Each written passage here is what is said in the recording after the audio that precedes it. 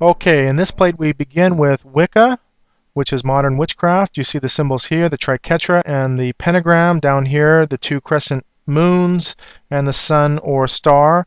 So mote it be, one of the sayings in Wicca witchcraft. You can pause the plate here if you want to read this entire section, but founded by Gerald Gardner, who was a Freemason. And then you can see on the influence it's had on children, i.e. the Harry Potter series, hugely successful, and teen genre.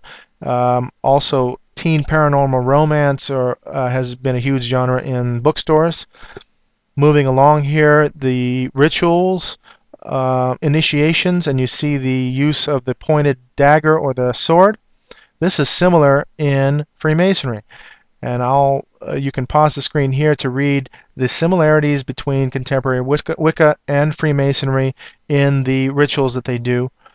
So mote it be, they also use that in Freemasonry as well as witchcraft. And the precise similarities between the two groups are that both groups cause candidates to strip off secular clothing, cause the candidate to be divested of all metal. They hoodwink or blindfold the candidate ceremonially, tie ropes around him through the form of the tie, though the form of the tying varies. So in Freemasonry, it's a noose, and so you have different, you have similarities between both rituals. Gerald Gardner influenced L. Ron Hubbard, all influenced by Aleister Crowley. And now we move right into Scientology. Aleister Crowley here, Jack Parsons, L. Ron Hubbard. There was a movie recently done with these, between the relationship between L. Ron Hubbard and Jack Parsons.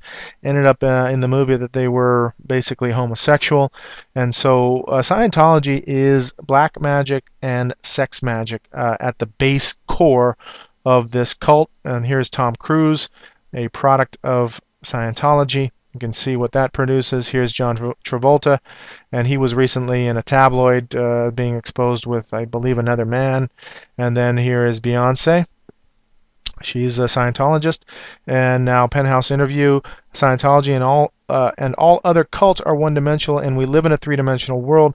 Cults are as dangerous as drugs. They commit the highest crime, the rape of the soul. They are telling you what they do exactly. And so Sex and Rockets, the occult world of Jack Parsons, and so you can read about Jack Parsons and his involvement in the occult. You see the Eye of Lucifer here, Strange Angel, and his development and part founding of the Jet Propulsion Laboratories. In the movie they do show his concoction of different fuels which they actually consumed as alcohol, and so there was a admiration by L. Ron Hubbard for Jack Parsons' ability to chemically make these alcoholic beverages, which they drank, which were very, very potent. And so you can see why he was involved with jet propulsion. So moving on to Golden Dawn, Esoteric Order of the Golden Dawn, you can see the similarities between Freemasonry and this esoteric order, and you have the triangle, you have the sun on the inside, now the use of the cross. You always have this sun around the cross. Whenever you see a circle or an emblem around that in behind, there is the sun, and it is not a Christian symbol in that case, like the Celtic cross is an example. You can see now checkerboards, the reverence for Egypt, all of that similar in Freemasonry. This is, I am not going to pronounce it correctly, Sai Dao, which is a cult in Vietnam. And you can see the use of the Eye of Lucifer and the radiating illuminated rays behind there. Look at the use of the checkerboard. Look at the use of the different colors of the elements there. This cult believes all, just like ascended masters I showed you prior, Jesus and Confucius and Buddha, all of them are ascended masters, and they all help you attain enlightenment. So it is a perversion, what the Bible calls fornication, spiritual fornication of all paths leading to the same location. So now looking on at the uniform or dress, and here are both priests, and you can see that priests My question here is, who is the priest, who is the student, and who is the Freemason? They all look similar because they're all the same dress. They're ministerial garbs. This is the Freemason. Here are two Freemasons, but this happens to be a degree that is being handed to Bill Clinton by George W. Bush Sr. So this is now an educational thing. But they are secret society members, so they wear the same thing if they're doing a ritual. Here is the judge. I forgot to say the judge on this side. And then moving on to the priest. By the way, the gavel of the judges is a Freemasonic invention. And now here are the students. Now, interesting thing with the students are they do wear the mortarboard. Students are the only ones that wear this mortarboard. That mortarboard is a reference to Freemasonry or Masonry again. Now, Masons use this square board. They put mortar on it and they fill in and create the walls. We are their mortar, and we wear the mortarboard for them. And we are ministers for them. And so you can see here, the Bricklayer College graduation has it right. This is an insult to us. We're the only ones that wear it. They put it on us. They don't put it on themselves.